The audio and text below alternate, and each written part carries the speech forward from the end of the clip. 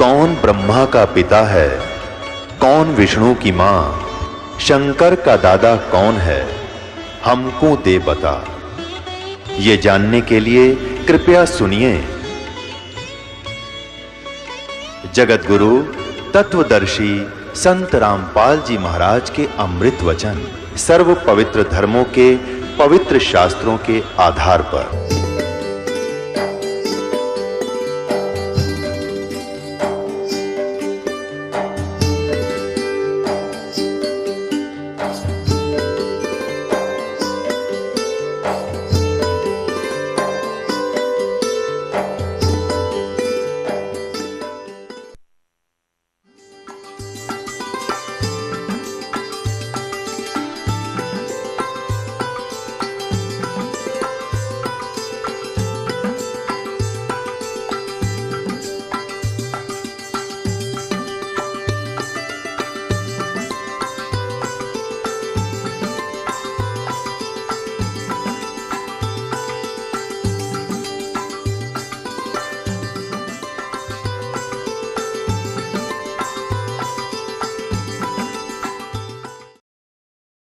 चंद्र विजय ने तो उसी दिन दीक्षा ले ली, लेकिन परिवार के सदस्य कहने लगे महाराज हम अभी नहीं मानेंगे आपकी बात, हम तो भगवान शंकर के पुजारी हैं, क्योंकि रावण राजा शंकर का पुजारी था तो जनता ने तो होना ही था, हम अभी नहीं मानेंगे आपकी बात को। परमात्मा फिर गए, कभी कभी रह रह कर जाते रहे, कथा सुनाते रहे, फिर घर में सुख होने लगे जो पहले शंकर जी की पूजा से नहीं हो रहे थे। फिर धीरे धीरे 16 के 16 सदस्यों ने वह दीक्षा प्राप्त कर ली। अब पहले तो वो कर्मवती जाती थी मंदोदरी के पास, तो कैसी बकवाद सुनाया करती थी, गंदी सटोरी अश्लील बातें कहानी सुनाकर उसको खुश करती थी। और फिर जब उसने ज्ञान सुना परमपिता परमात्मा से, तो फिर उसमें वह कैसेट, वो मेमोरी कार्ड दूसरा भर दिया भगवान ने। अब फिर वो लगी बोलने ये राम कथा अमर कथा, ये परमात्मा का ज्ञान सुनाने लगी। तो मंदोदरी भी भगवान की पिछले संस्कार तो थे ही इतने अच्छे, रानी जो बनी है कोई आम लड़की औरत नहीं होती, वह उसके पिछले पुण्य बहुत गजब के होते हैं, अच्छे होते हैं। लेकिन आगे वो पिछली बैटरी जो चार्ज है वो खराब कर रही होती है, जब तक आगे चार्जर शास्त्र अनुकूल साधना का नहीं लगता है, तो वो डिस्चार्ज एक दिन होनी है बैटरी तो जिस कारण से भी वो उसके अंदर तड़फ थी। तो मंदोदरी कहने लगी है कर्मवती, तेरे अंदर तक गोबर भरा था सारा, और तू तो सारी बकवाद सुनाया करती थी, और ये अच्छी बातें तेरे अंदर किसने फीड कर दी, मैंने उस आदमी का नाम बता।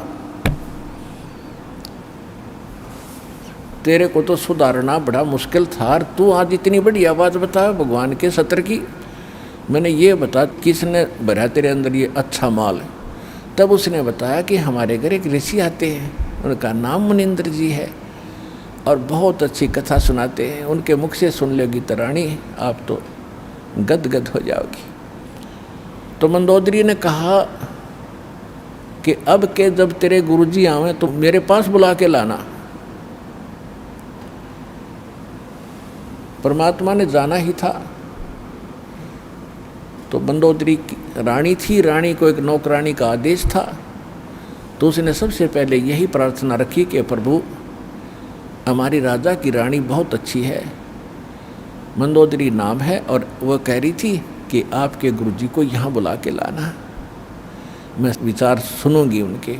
परमेश्वर ने कहा बेटा देखो आप नौकरानी और वो रानी, और मैं वहाँ जाऊँ, इसका पति जो रावण है वो महाभिमानी, और बेटी वहाँ जाने से मुझे कुछ वो कह देगा, मैं तो कुछ नहीं कहूँगा, लेकिन भगवान दुखी हो जाएगा। एक नियम है, परमात्मा कहते हैं अपना विधान स्वयं बताते हैं कि कबीर कहे अपने साधकों के मेरा संत ना दुखाइयो कोय, और संत दुखाए मैं दुखी मेरा आपा भी दुख होए। और फिर दूसरी बात है कि साधु संतों को बुलाया नहीं करते, उसको बोल देना, साधु संतों के पास खुद आया करते। कर्मवती को इतना ज्ञान सुन रखा था कि साधु को बाई ऑर्डर बुलाने से अगर वो आ भी गया और आशीर्वाद नहीं देगा, लाभ नहीं देगा तो फायदा क्या होगा। तो मंदोदरी को जाकर के कर्मवती ने कहा कि महारानी, हमारे गुरुजी आए हुए हैं, लेकिन ऐसा है कि संत को बुलाना नहीं चाहिए, उनसे आशीर्वाद प्राप्त करने के लिए स्वयं जाना चाहिए, इससे ज़्यादा लाभ होता है। वो तो भगवान थी, कहने लगी ठीक है कर्मवती, मैं तेरे साथ चलूँगी। वो रानी स्वयं आई, मालिक के दर्शन किए। ओए होए, कहते हैं साधु दर्शन राम का और साहिब आवे याद, और लेखे में वाहे गड़ी, बाकी का समय बर्बाद। फिर कहते हैं साधु दर्शन राम का मुख पर बसे सुहाग, और दर्श उन्हीं को होते हैं जिनके पूर्ण भाग है। मंदोदरी के पूर्ण भाग थे, भगवान मिले, परमात्मा का ज्ञान सुना।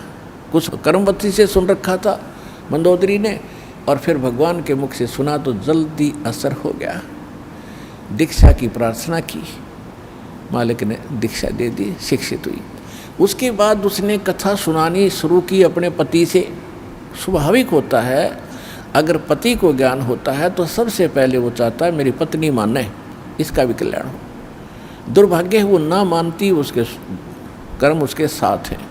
फिर सोचता है मेरे बच्चे भी इस मार्ग को ग्रहण करें। ठीक है, मंदोदरी ने इसी उद्देश्य से रावण से कहा कि जी ऐसे ऐसे एक बड़े महापुरुष आते हैं और भगवान शंकर से भी ऊपर बहुत बड़ी शक्ति बताते हैं। साधु संत झूठ नहीं बोलते होते। पहले ये विश्वास किया जाता था कि संत जो शब्द बोल रहे हैं वो सच्ची है, और इसी आधार से जब श्री कृष्ण जी और अर्जुन एक वेश बदल कर गए थे राजा मोरध्वज के घर पे, जिस दिन अपने पुत्र ताम्रध्वज को राज तिलक दे रहे थे मोरध्वज जी, और उसमें एक यज्ञ किया जाता था, और यज्ञ में आने वाले साधु संतों की सभी मनोकामना पूर्ण करनी होती थी, तभी वो सफल मानी जाती थी। ये दोनों साधु संत रूप बना के और एक माया रूपी शेर बना के संग वो साथ ले गए।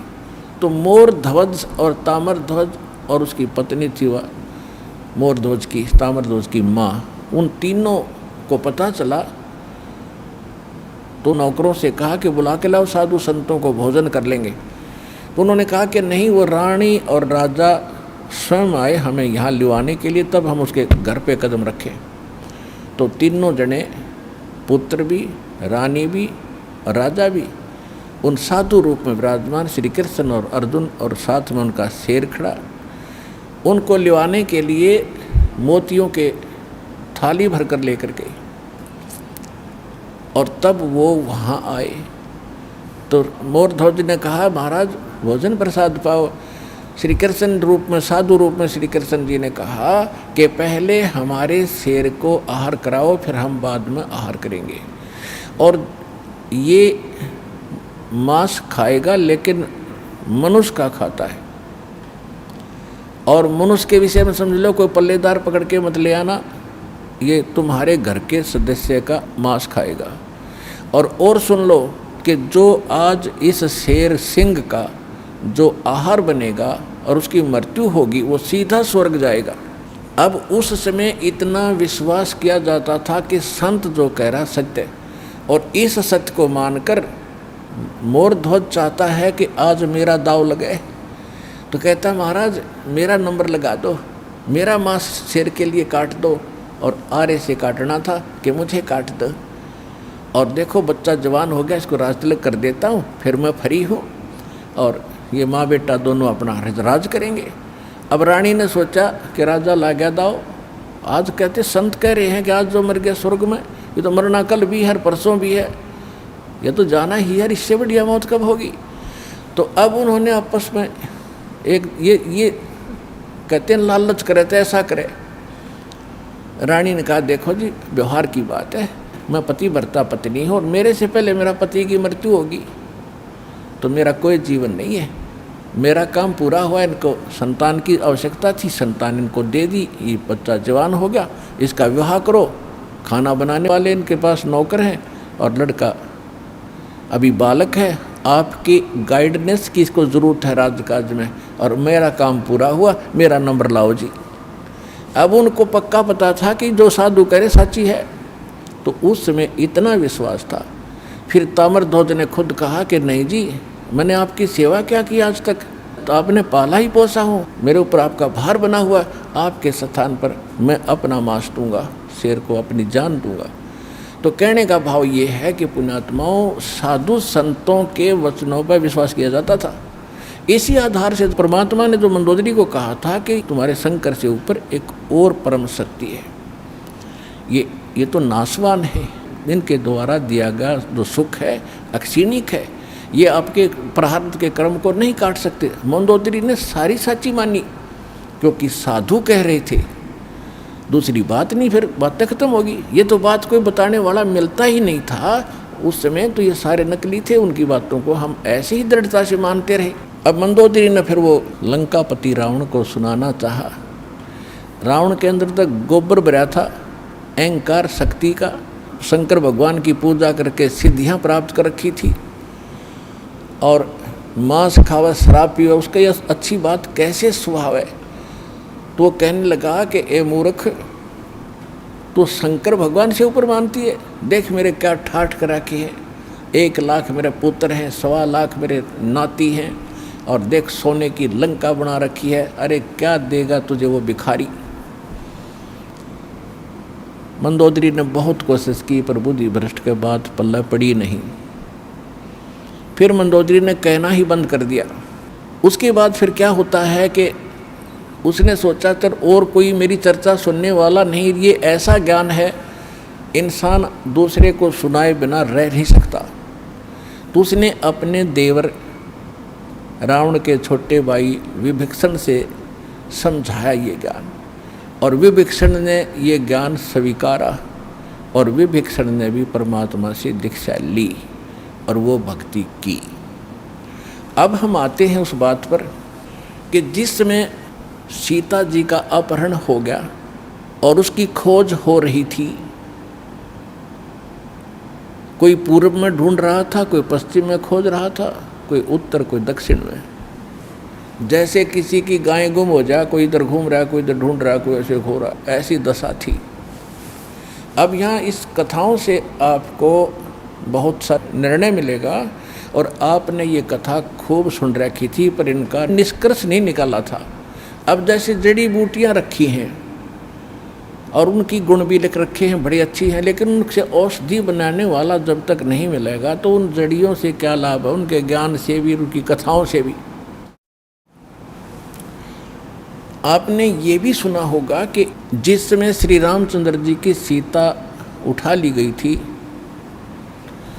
और वो पेड़ पौधों से भी लिपट लिपट कर पूछ रहे थे, डकरा रहे थे, रो रहे थे, पशुओं से भी गले से मिलकर पूछ रहे थे, आपने मेरी सीता देखी। आकाश से कहते हैं भगवान शंकर और पार्वती ऊपर से देख रहे थे कि नीचे कौन रो रहा है।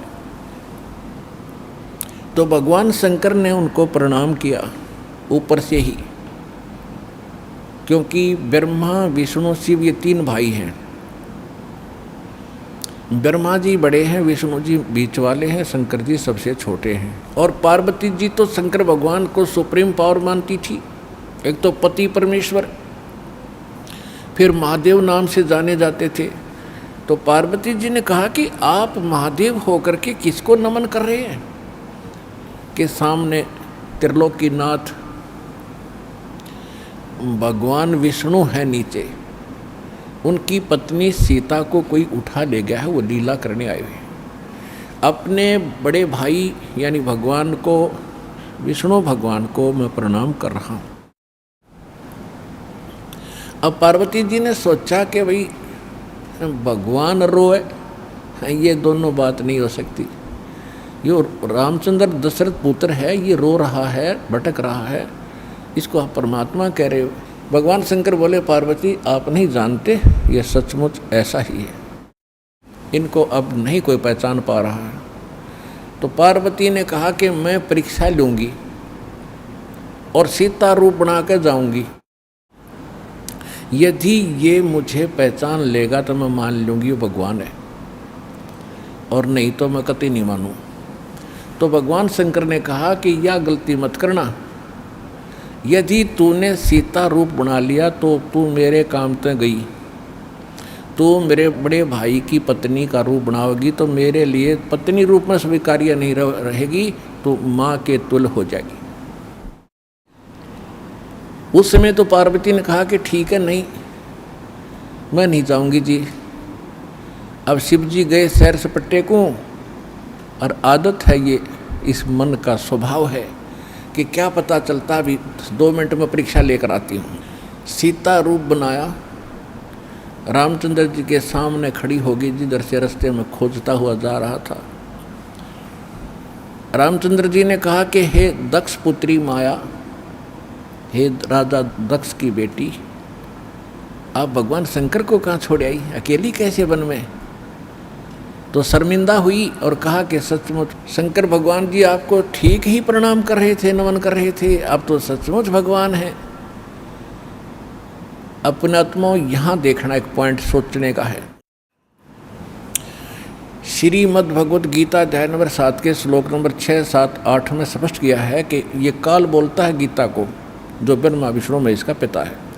ये कहता है कि अर्जुन, बुद्धिमानों की बुद्धि और बलवानों का बल मेरे हाथ में है।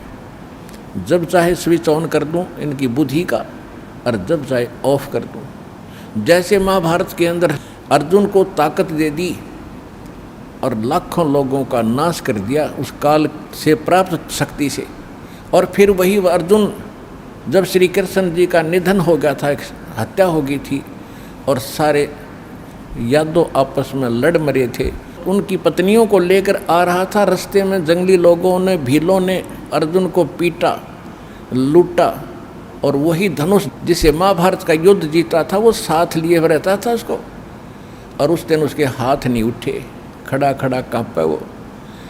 जब सारा काम हो लिया, वो भील भ्याल पीट कर लूट कर कुछ औरतों को भी ले गए और चले गए, तब अर्जुन कोस रहा श्री कृष्ण जी को कि श्री कृष्ण बड़ा धोखेबाज था, इसने हमारे साथ बड़ा धोखा किया है।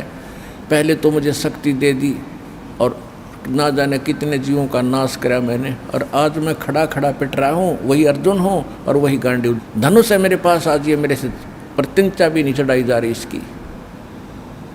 तो परमात्मा ने बताया कि ना श्री कृष्ण धोखेबाज था, ये सारे इस काल के अधीन हैं, इसके रिमोट से चलते हैं। तो उसी ने, काल ने जब विनाश करना था महाभारत का, तो अर्जुन को ताकत दे दी और फिर वापस ले ली, उसने अपना काम करा दिया जो करना था नाश। अब अर्जुन कितना पिट्टो। इसी प्रकार ये कहता है बुद्धिमानों की बुद्धि मेरे पास है। अब जब श्री रामचंद्र जी की खुद पत्नी गुम थी, उसका तो पता नहीं उसने कौन उठा लेगा, ढूंढते फिर जैसे गायें गुम हो जाया करे। हर वह पार्वती पहचान ली, तू तो पार्वती है, सीता नहीं है, तो वहाँ उसकी ऑन कर दी और फिर ऑफ कर दी, ये खा धक्के। अब क्या होता है, अब हनुमान जी ने छलांग लगाई, एक सिद्धि है जो आकाश में उड़ जाने की प्राप्त हो जाती है। आकाश मार्ग से जाके वो लंका में प्रवेश हुआ हनुमान जी। उनको कुछ आभास हो गया था, किसी जटायु नाम के एक पक्षी ने बता दिया था कि लंका का राजा रावण उठा कर ले गया, इसलिए वहाँ जाने की और किसी में हिम्मत नहीं थी। सूरवीर बलवान थे, हनुमान जी ने कहा कि मैं जाऊँगा तो कुछ ऐसी निशानी दो मुझे ताकि मुझे पहचान सके कि मैं ऐरा गहरा व्यक्ति नहीं हूँ, मुझ पर विश्वास करे माता। तो कहते हैं रामचंद्र जी ने अपनी छाप दे दी, अंगूठी निकाल के, उस पर नाम लिखा था उनका, और उसको सीता खूब पहचानती थी।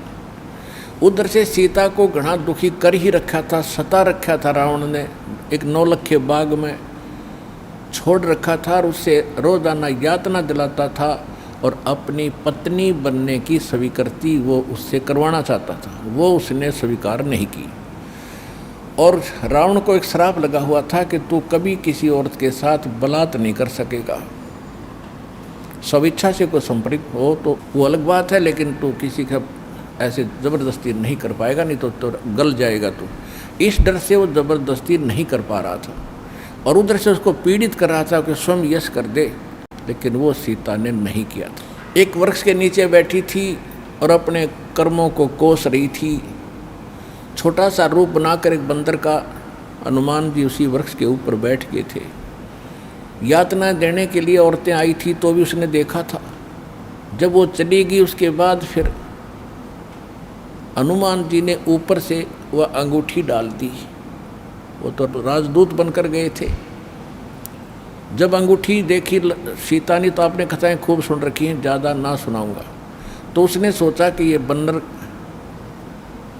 अंगूठी उठा कर लाया तो मेरे पति की मृत्यु होगी। तो उसने पूछा तो फिर वो नीचे आया, अपना थोड़ा ठीक सा रूप बना के खड़े हो गए और कहा, माता मैं ऐसे ऐसे रामचंद्र जी ने भेजा हूँ और ये कहानी है। अब कहने का भाव ये है कि वो जो कुछ भी उसने उद्मस्ता रहा हो तो आपने पता ही है, हनुमान जी ने नौलखा बाग भी उजाड़ दिया उसका और सारा कुछ कर दिया। क्योंकि आज कथा का विषय कुछ अन्य है, इसलिए यहाँ लंबा प्रकरण नहीं करूँगा। तो उसमें हनुमान जी ने कहा कि माता मुझे भूख लगी है। तो उसने कहा इस बाग के किसी वृक्ष के फल को तोड़ के मत खाना भाई, नहीं तो मेरी पिटाई होगी। मेरे को आदेश है कोई फल गिर जाए तो खाना, तो टूटा हुआ अपने आप तोड़ के नहीं खाएगी। तो हनुमान जी का उठा गुस्सा, उसको गुस्सा हुआ। उसने कहा ठीक है, पहले तो सारे तोड़ तोड़ कर फल खाए, फिर वह पेड़ पड़ पड़ कर समुद्र में फेंक दिए। उनको पता चला तो युद्ध हुआ, अपने पता ही है काफ़ी। फिर लंका लुंका भी फूक फाक थोड़ी बहुत जला का आ गया। और उस समय क्या कहा कि माता जी तो आप मुझे कोई ऐसी निशानी दो जिस निशानी को मैं श्री राम को दिखाऊं और वो विश्वास कर सके हाँ सीता जी की है, खोज पक्की होगी। क्योंकि इतना समुद्र को पार करके आना है, वैसे नहीं आएंगे वो। तो सीता ने अपना एक कंगन निकाल के दे दिया, कंगन हाथ में जो पैर रखा था सोने का, और कहा भाई इस चूड़ी को दिखा देना, वो खूब समझ जाएंगे। अब वो कंगन लेकर हनुमान जी ने फिर छलांग लगाई। उस दिन वो ऐसे स्थान पर आके उतरा जहाँ पर एक ऋषि की कुटिया थी। वो ऋषि कौन थे? मुनिंद्र ऋषि स्वयं परमेश्वर थे। वहाँ सुंदर बाग लगा हुआ था, कुछ क्षेत्र में एक सुंदर सरोवर भरा था जल का। तो सुबह सुबह का समय था। हनुमान जी ने सोचा कि बहुत मनोरम स्थान है और यहाँ कुछ स्नान करूँगा, सामने बाग सुंदर फलों से लदपद है, आहार करूँगा और फिर ऋषि जी भी साथ में है, इनके दर्शन करूँगा, पहले स्नान कर लेता हूँ। अब जो कंगन वो लाया था उसको रख दिया पत्थर पे और स्नान करने के लिए प्रवेश किया सरोवर में। अब उन्होंने जो ही स्नान करने की चेष्टा की, लेकिन एक दृष्टि थी ऐसी कंगन पे कि जय ये कंगन गुम हो गया, कोई जानवर पक्षी उठा ले गया तो मेरी सारी मेहनत व्यर्थ जाएगी, सब परिश्रम व्यर्थ होगा। इसलिए नहा रहा था पर नज़र था जैसे सर्प का मणि के ऊपर रहती है ओस चाटते समय, तो इसी प्रकार नहा रहा था, दृष्टि कंगन पे। इतने में एक बंदर आया, दौड़ा दौड़ा और कंगन उठाकर भाग लिया। आगे आगे बंदर, पीछे पीछे हनुमान। उस ऋषि के आश्रम में बंदर प्रवेश कर गया। बाहर आंगन में एक घड़ा रखा था, अच्छा बड़ा घड़ा। बंदर दौड़ता दौड़ता घड़े में कंगन डालकर आगे भाग गया। अब सुख की सांस ली कि कोई बात नहीं, ये समुद्र में डाल देता तो बात बिगड़ जाती, गड्ढे में डाल गया। फिर धीरे धीरे चले हनुमान जी। पहले घड़े में देखा उसने, ऋषि को तो पीछे प्रणाम करना था। तो घड़े में क्या देखा कि घड़े के अंदर ऐसे ऐसे कंगन हजारों की संख्या में पड़े, सेम टू सेम। अब उसने सोचा भाई मैंने तो इतनी पहचान नहीं, कोई कंगन कौन सा है। और श्री रामचंद्र जी तो सारा जानते हैं, उनके कंगन के ऊपर सारी निशानियों को पहचानेंगे, और मैं कोई गलती से दूसरा उठा ले गया तो वो मानेंगे नहीं। इसलिए वो ऋषि जी के चरणों में प्रणाम किया। परमात्मा ने मुनिंद्र रूप में बैठे थे, पूछा कि पहलवान कैसे आए। हनुमान जी ने कहा कि ऋषि जी आप कौन सी दुनिया में रहते हो? मुनींद्र जी ने कहा क्या बात है, मैं तो इसी पृथ्वी धरातल पर ही तो रहता हूँ, क्या आपको नहीं पता आज श्री राम के ऊपर कैसी आपत्ति आई है, ऐसे ऐसे उसकी पत्नी गुम हो गई थी, वो माता की खोज करके मैं आया हूँ। तो परमात्मा ने पूछा कि भाई कौन से राम की बात कर रहा तू? वो कहता है अच्छा कमाल करते हो ऋषि जी, आपको यही नहीं पता राम कौन है? परमात्मा ने कहा बताओ तो श्री, कि दशरथ पुत्र श्री रामचंद्र जी, उनका वनवास हुआ था, ऐसे ऐसे सीता उठा ली थी और आज मैं खोज करके आया हूँ ऋषि जी। परमात्मा बोले कि ऐसे ऐसे 30 करोड़ राम हो लिए तेरे, और तेरे जैसे हनुमान यही लीला करते रहे। तो हनुमान जी ने सोचा कि ऋषि के साथ ज़्यादा बहस करना उचित नहीं और अपना काम करूं और चलूं। कहने लगे ऋषि जी और बात छोड़ो आप, कि मेरे सामने एक समस्या आ गई है कि ऐसे ऐसे मैं कंगन लाया था माता के हाथ का, और वो कंगन मैं स्नान कर रहा था, बंदर ने उठा के आपके घड़े में डाल दिया।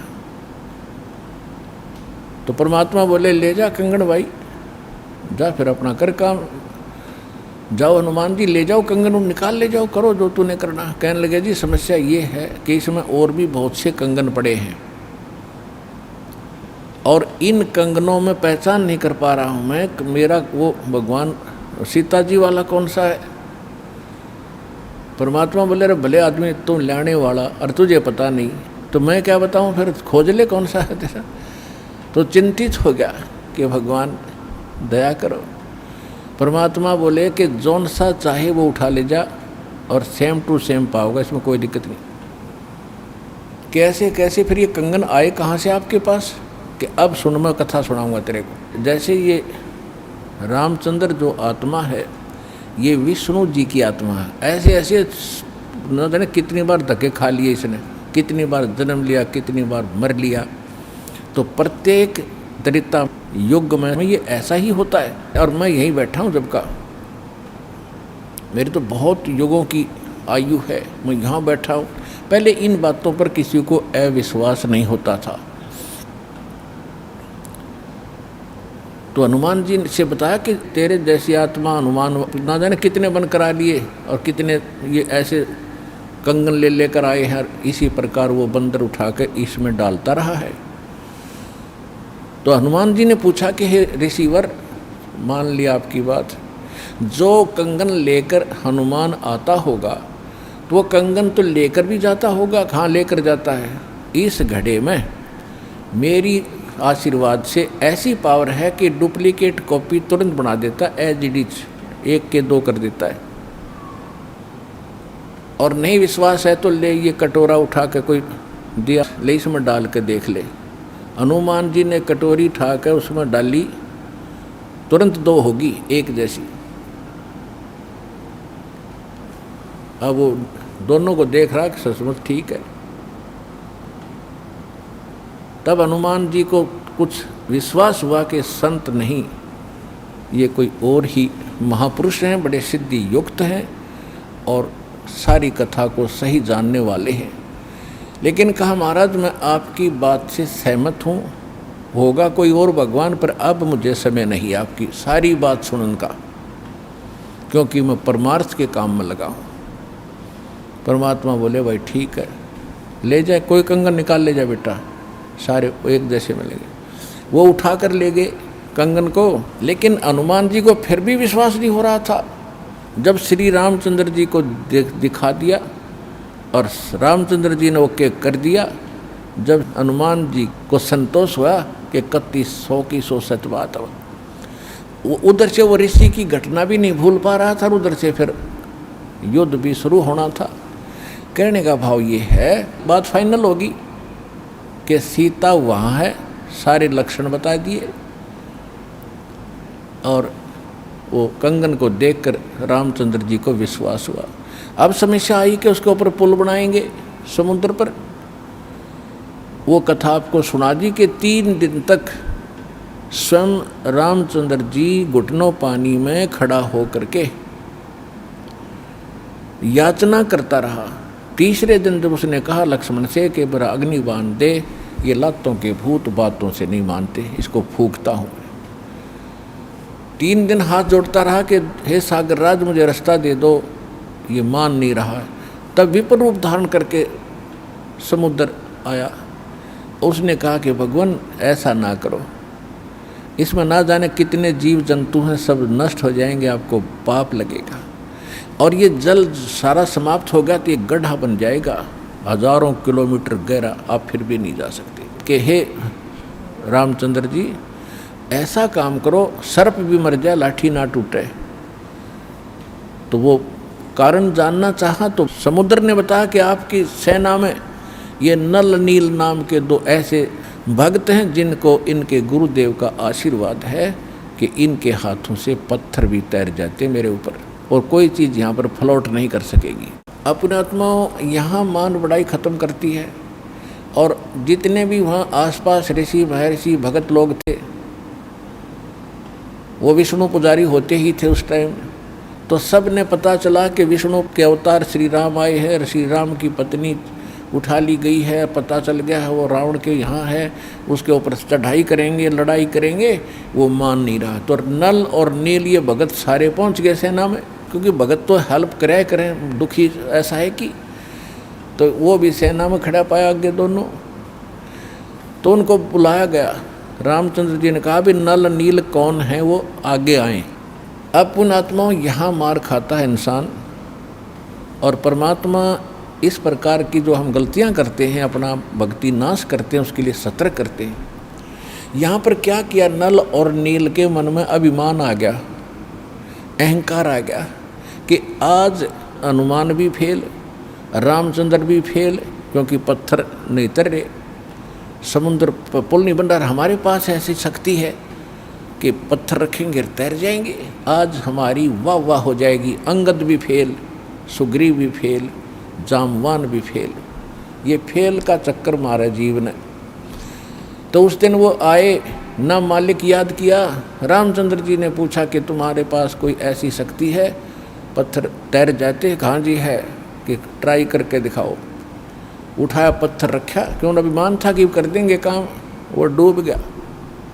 दूसरा फिर रखा, वो भी डूब गया। तीसरा फिर रखा, वो भी डूब गया।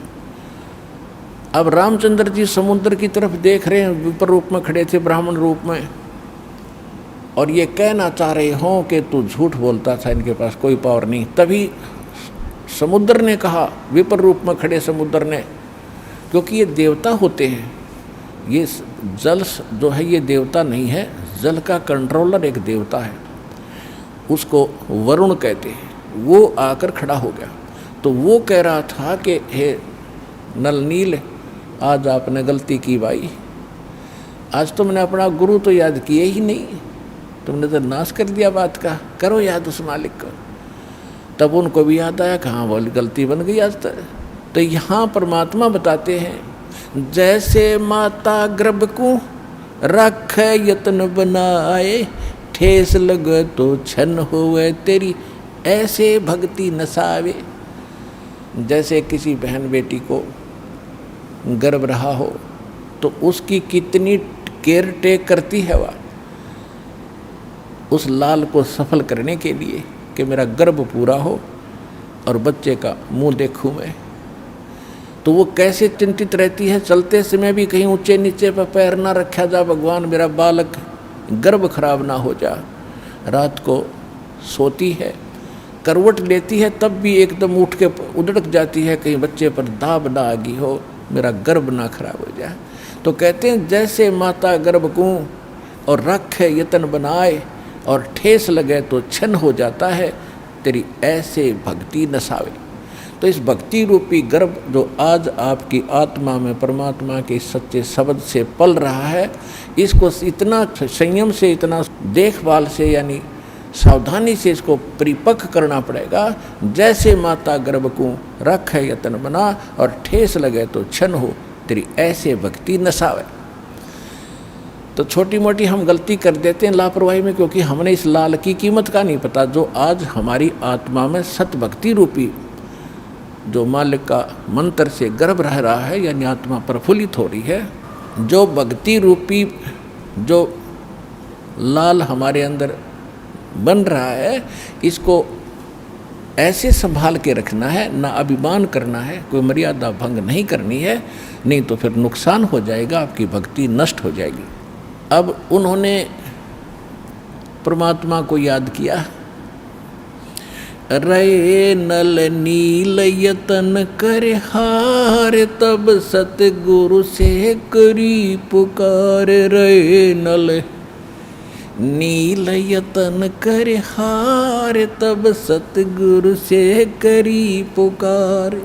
जा सतरे खोलखी अपार, सिंधु पे सिला तराने वाले। जा सतरे खोलखी अपार, सिंधु पे सिला तिराने वाले। धन धन सतगुरु सत कबीर, भगत की पीड़ मिटाने वाले। धन धन सतगुरु सत कबीर, भगत की वो पीड़ मिटाने वाले। नल नील ने जब याचना की हृदय से, हे भगवान गलती बन गई, आपके हाथ में इज्जत है हमारी, तो उसी समय परमात्मा वहाँ प्रकट हो गए। थोड़ी सी दूरी पर सब ने देखा कि वो कौन आ रहा सामने। नल नील ने भी देखा, ये तो मेरे गुरुजी आगे हमारी पुकार सुन ली इन्होंने। जब मुनिंदर जी निकट आए, सभी ने दंडवत प्रणाम किया, श्री राम ने, हनुमान ने, सब ने। हनुमान जी ने देख लिया, बाबा जी तो वही है भाई, ये तो बिल्कुल सही, ये तो शक्तिशाली ऋषि हैं। लेकिन उस समय और वार्ता करने का समय नहीं था, जो समस्या थी वह उनके सामने अड़ी हुई थी। तब श्री रामचंद्र जी ने मुनिंद्र ऋषि से अर्ज की थी, भगवान आज हमारे सामने ये समस्या आई है। अभिमानी रावण हमारी याचना नहीं मान रहा है। हमने उसे खूब दूत भेजकर, अंगद को, हनुमान जी को, सबको भेजकर उससे प्रार्थना कर ली है, इसको लौटा दे मेरी पत्नी को। वो माना नहीं। अब नहीं माना तो हमें युद्ध करना पड़ेगा और उसके लिए रास्ता चाहिए समुद्र पर। समुद्र रास्ता दे नहीं रहा। इसने विधि बताई कि आपके शिष्यों के पास यह शक्ति थी, मेरा दुर्भाग्य कि आज इनके हाथों में भी शक्ति नहीं रही। तो परमेश्वर ने कहा कि आज के बाद इनके हाथों में यह शक्ति रहेगी भी नहीं। इन्होंने बहुत बड़ी गलती की है, जो हम मैं रोज़ बताता हूँ कि अभिमान से भगवान कोसों दूर है, और इतने दिन के बाद इतना दुख था इनके ऊपर, इन्होंने फिर बकवास कर दी। अब इनके पास यह शक्ति नहीं रही। तो श्री रामचंद्र जी ने कहा कि हे ऋषिवर, मेरी समस्या का समाधान करो। जब आप अपने बच्चों को, अपने शिष्यों को आशीर्वाद दे सकते हो सिला तिराने का, तो आप खुद भी कृपा बख्श सकते हो, मेरे लिए लंका में जाने का रास्ता बना दो। तब परमेश्वर ने कहा ठीक है भाई, मेरा वचन है तेरे बाप तय। परमेश्वर ने कहा था कि तेरे बाप से मेरा वचन है कि तेरा पुल बनवाऊंगा। अब ये रामचंद्र जी का समझ में नहीं आई कि मेरे बाप से और क्या वचन है इनका, क्या वायदा है। परमात्मा ने अपनी प्यारी आत्मा धर्मदास जी को बताया था कि जब मैं प्रथम सतयुग में सतलोक से यहाँ आ रहा था, तो बीच में इस काल की एक तपस्या है, वहाँ पर जीव दुखी किए जा रहे थे, और मैं जोग जीत रूप में अपने पुत्र के रूप में वेशभूषा में था। तो इसने पहले मेरे साथ कुछ बकवास करी थी, ज्योत निरंजन ने इसकी पार नहीं बसाई थी, तो मेरे चरणों में गिर गया था। और इसने मेरे से वचनबद्ध करवा कर कुछ प्रार्थना की थी कि कुछ और सुविधा मुझे देना। उनमें से एक तो ये थी कि मेरा पुत्र विष्णु श्री राम रूप में जाएगा, और ऐसे उसके प्रारब्ध में लिखा है कि उसकी पत्नी को रावण उठाएगा, समुद्र पर पुल नहीं बनेगा, आपके बगैर वहाँ कोई कृपा नहीं कर सकेगा, उसकी हेल्प नहीं कर सकेगा। तो परमात्मा ने स्वीकार किया था कि मैं ये काम भी करूँगा।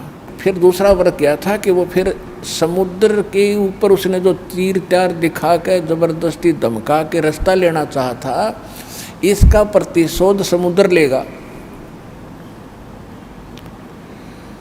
वो क्या करेगा कि जब ये श्री कृष्ण रूप में जाएगा, और फिर ये क्या करेगा बाद में मृत्यु के उपरांत, एक राजा को दर्शन दे करके जगन्नाथ का मंदिर बनवाना चाहेगा अपनी महिमा बनाए रखने के लिए, तो उस पुरी के स्थान पर जो जगन्नाथ मंदिर बनवाओगा उसको समुद्र इस प्रतिशोध में नहीं बनने देगा कि इसने मेरी बेइज्जती की थी तीर दिखा के राम रूप में, इसका प्रतिशोध लेकर वो मंदिर न बनने नहीं देगा, बार बार तोड़ेगा।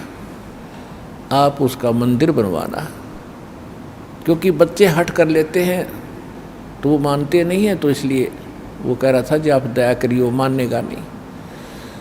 तब परमेश्वर ने कहा था तथास्तु। और भी कई चीज़ें कही थी कि दूसरा ये मांगा था कि 3 युगों में जीव थोड़े पार करना, क्योंकि परमात्मा ने कहा था कि मैं कलयुग या तेरे नीचे के लोकों में जाऊंगा और तूने सबको मिसगाइड कर रखा है, सच्चा भगवान सच्चा ज्ञान छुपा रखा है, मैं सच्चाई बताऊंगा और सबको ज्ञान दूंगा, ऐसी भक्ति और नाम दूंगा, सभी तेरे लोक से पार होकर सतलोक जाएंगे।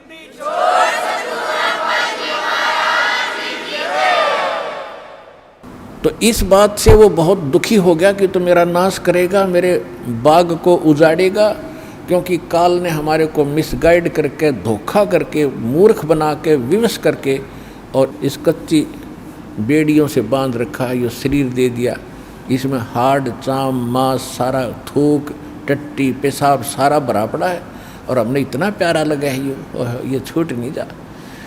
परमात्मा कहते इतना बढ़िया शरीर दूंगा, वहाँ जाकर ना नाड़ी होगी ना नस होगी, ना कोई बीमारी ना हारी, ना कोई बीपी हाई ना लो होगा।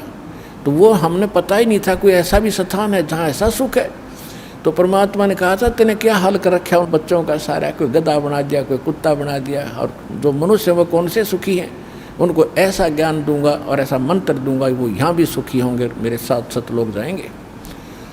तो इस बात से वो दुखी हो गया था काल कि तो नाश करेगा मेरे बाग न उजाड़ेगा।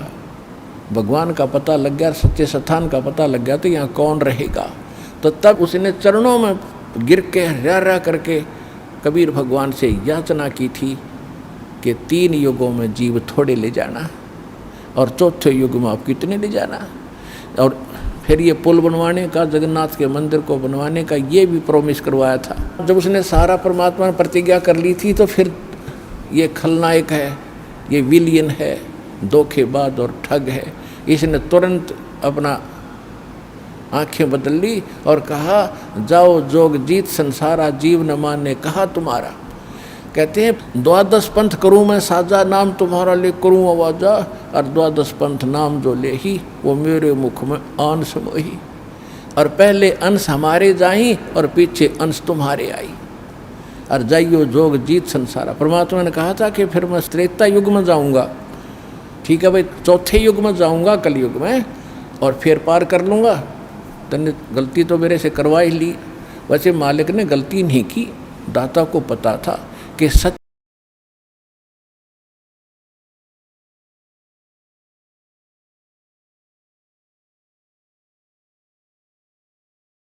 वो बन गया था सियाना, अपने आप में इंटेलिजेंट बन रहा था कि मैंने रोड़ मार ली भगवान की, हैं मैंने इनकी अकल मार ली, मालिक ने अकल मारी उसकी।